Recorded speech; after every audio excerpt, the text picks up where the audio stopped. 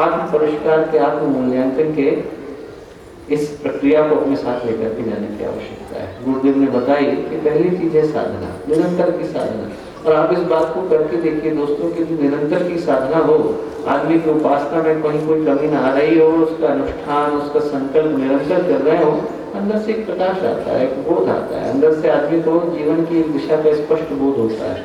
दूसरा, ये जो आत्मबोध, तत्वबोध की साधना गुरुदेव ने बताई। तीसरा, कि हम लोग सिर्फ अपने लिए नहीं सोचे, अपने परिवार को जोड़ने की भी सोचे। हम लोग यदि हमारा फोकस इसी पर रह जाए कि हम लोग बाहर जगहों पे जो प्रचार कर रहे हैं पर अपना घर अछूता रह जाए, तो फायदा नहीं होगा। घर के अंदर चाहे छोटे छोटे संस्कार हैं, हमें लगता है कि अपने बच्चे को एक छोटा सा पैराग्राफ ही पढ़ाने की आवश्यकता है गुरुदेव के साहित्य का, तो उतना पढ़ा, उतना हमें लगता है जितनी हम लोग प्रगति और जितनी हम लोग बाकी लोगों तक पहुंचने की कल्पना करते हैं, उतना ही प्रयास यदि हम लोग अपने घरों से शुरू करें, उतनी ही चीजों की शुरुआत यदि अपने अपने भाई बहनों से, अपने अपने दोस्तों से, अपने अपने सर्कल से करें, तो दोस्तों दुनिया को बदलने कितनी देर लगेगी। मैं बताऊं, आज की तारीख में दीवार लिखना संभव नहीं है, तो फेसबुक की वॉल पर लिखना तो संभव है। फेसबुक की वॉल पर लिखने से कौन रोक रहा है? आप अपने अपने फेसबुक की वॉल पर एक एक गुरुदेव का पैरा ले सकते हैं, एक एक गुरुदेव का एक्सर्ट लिया, एक एक गुरुदेव का चिंतन लिया, उसको लिया, अपने अपने फेसबुक पर डाला। मैं गारंटी के साथ बोल रहा हूँ कि 200 लोग हर व्यक्ति के फेसबुक पर सदस्य होंगे। यदि 200 लोगों तक तो गुरुदेव का विचार पहुंचेगा।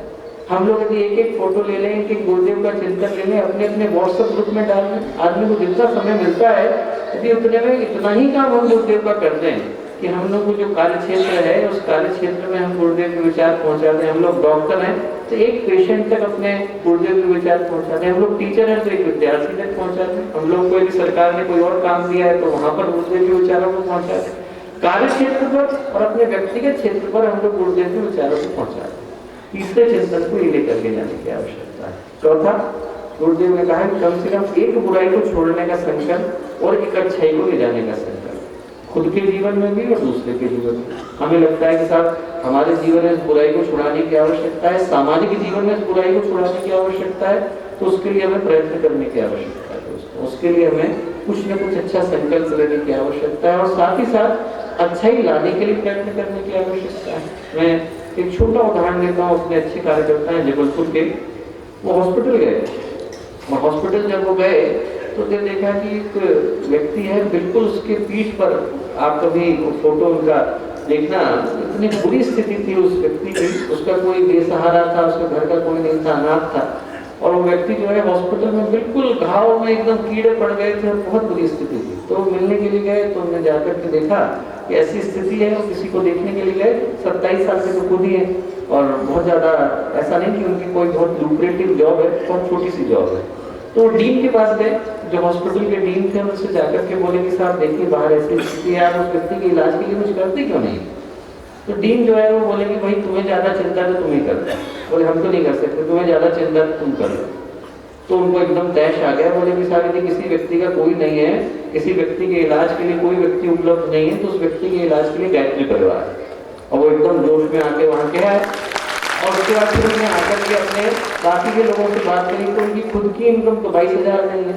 उन्होंने कहा कैसे करेंगे इलाज? तो लोगों ने कहा थोड़ा थोड़ा देंगे। तो हर व्यक्ति जो है थोड़े थोड़े समय के लिए कोई इलाज करने के लिए पहुंचा, कोई उसके सहयोग के लिए पहुंचा, कोई खाना लेकर के पहुंचा, फिर जो बाहर का अहाता था उसको लोगों ने साफ कर दिया। साफ कर करके कि जो लोग बिल्कुल बेसहारा है, अनाथ है, जिनके इलाज के लिए कोई नहीं आता, उन लोगों ने अपने अपने श्रम से, जितनी बहनें थी उन्होंने कहा कि साहब हम अपने घर में एक व्यक्ति का एक्स्ट्रा भोजन बनाएंगे, माँ भगवती अन्नपूर्णा भोजनालय के नाम से। हर ने अपने अपने घर से एक एक दिन का एक्स्ट्रा भोजन देना शुरू करा। जितने भाई लोग थे उन्हें जा जाकर के हॉस्पिटल में समय देना शुरू करा और देखते देखते 300 लोगों के इलाज की व्यवस्था उन्होंने जबलपुर में बना दी। 300 लोगों के इलाज की व्यवस्था। दोस्तों छोटे छोटे संकल्प है जो न जाने कितने लोगों के जीवन को बदल सकते हैं। न जाने कितने लोग हैं जिनके कोई माँ बाप नहीं है, न जाने कितने लोग हैं जिनके देखभाल के लिए कोई नहीं है। हमारे मन में इतना भाव आ जाए कि सड़क पर जो वृद्ध महिला भीख मांग रही है वो हमारी माँ तो हो सकती है ना। यदि हमें इतना लग जाए वो छोटा सा बच्चा जो भीख मांग कर घूम रहा है हमारा छोटा भाई होता तो हम क्या करते? उसकी पढ़ाई की व्यवस्था बनाते। जो वृद्ध महिला भूखी घूम रही है उसके भोजन की व्यवस्था बना दे। दोस्तों यदि गायत्री परिवार का एक एक व्यक्ति का भी संकल्प ले लेगा तो इस देश को बदलते समय नहीं लगेगा। 12 करोड़ तो हम ही 12 करोड़ व्यक्ति यदि 12 करोड़ की जिम्मेवारी ले रहे हैं तो इस देश में 14 करोड़ लोग भूखे सो जाते हैं, एक व्यक्ति की रोटी नहीं मिलती। यदि हर व्यक्ति इतना संकल्प ले ले कि एक व्यक्ति की जिम्मेवारी मैं लेता हूँ तो इस देश को भूख के कर्ज से मुक्त कराना 2 मिनट में संभव हो सकता है। अच्छा संकल्प दोस्तों हम लोग लेकर के जाए। और अंतिम बात जो गुरुदेव ने कही वो कही हरितिमा संवर्धन की।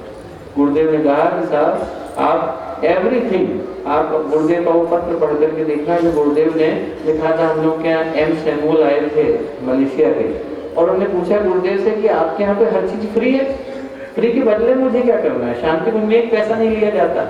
तो गुरुदेव ने उनको एक लाइन में उत्तर लिख करके भेजा, बोले every footfall is free, in return planted tree.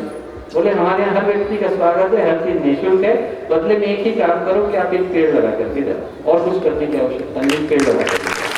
दोस्तों पेड़ लगाने के संकल्प के माध्यम से भी हर व्यक्ति लगाए 12 करोड़ पेड़ तो गायत्री परिवार ही लगा सकता है। 12 करोड़ पेड़ के लिए और कहीं जाने की आवश्यकता नहीं।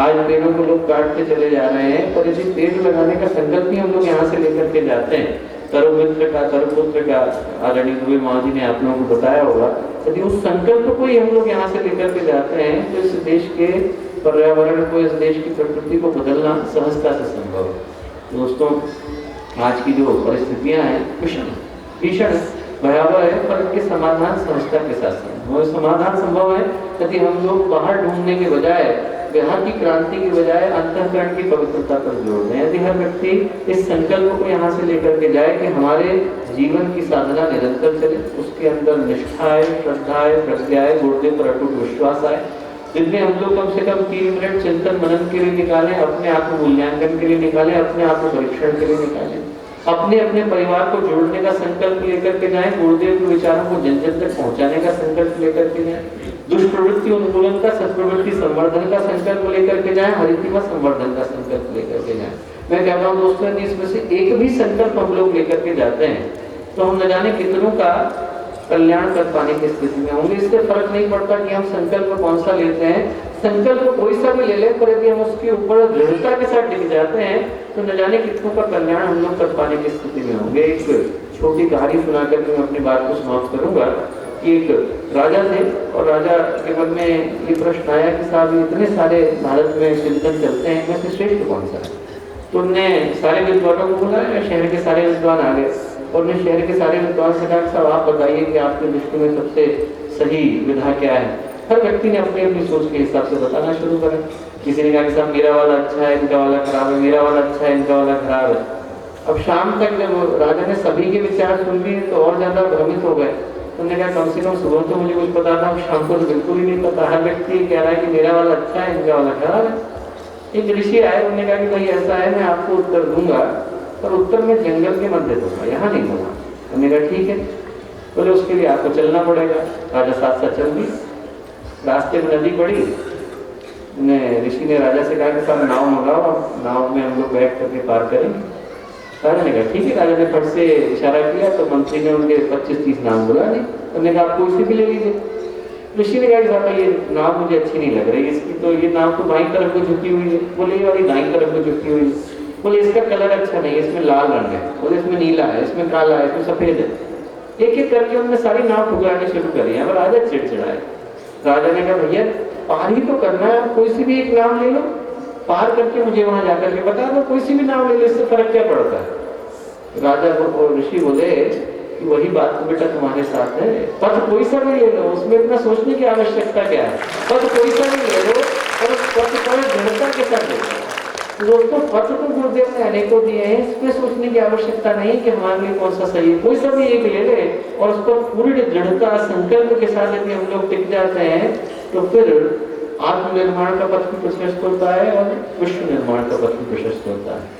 तो मैं यही शुभकामनाएं आज के इस पवित्र अवसर पर आप सबको दूंगा दोस्तों कि हम लोग गुरुदेव के सच्चे कार्यकर्ता बनकर अपने अपने हृदय में ज्ञान की ज्योति को जला सकें और बाकी सबके जीवन में भी शुभ का, सत्य का जो सही है उस पथ का मार्ग प्रशस्त कर सकें। ऐसे प्रभु की कृपा, ऐसे गुरुदेव का आशीर्वाद हम सबके जीवन में उतरे, यही शुभकामना है, यही मंगल कामना। बोलिए परम पूज्य सद्गुरुदेव की, परम वंदनीय माता जी की, भारत माता की, यज्ञ भगवान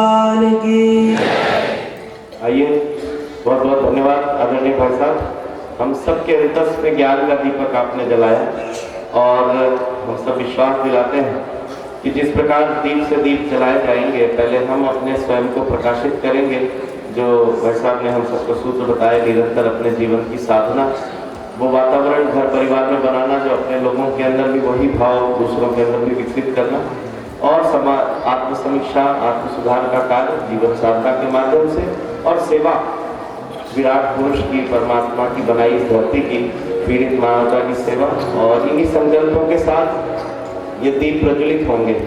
हमारे आदरणीय भाई साहब इस क्रम को संपन्न कराएंगे। उससे पहले विशेष निवेदन मैंने पहले भी कहा है, जो निर्धारित भाई बहन हैं वो अपने अपने स्थान पर पहुंच जाएंगे। मोमबत्ती माचिस उनके पास है, उनके अलावा दूसरे लोग खड़े नहीं होंगे। मोबाइल से फोटोग्राफी कृपया ना करें। फोटोग्राफी के लिए भाई लोग वो काम कर रहे हैं, आप लोग बीच में कोई भी खड़े ना हो, क्योंकि सावधानी का ध्यान रखना है। बहनें जो साड़ी पहन करके दीपक जलाएंगी वो भी सावधानी रखेंगी। आइए दीप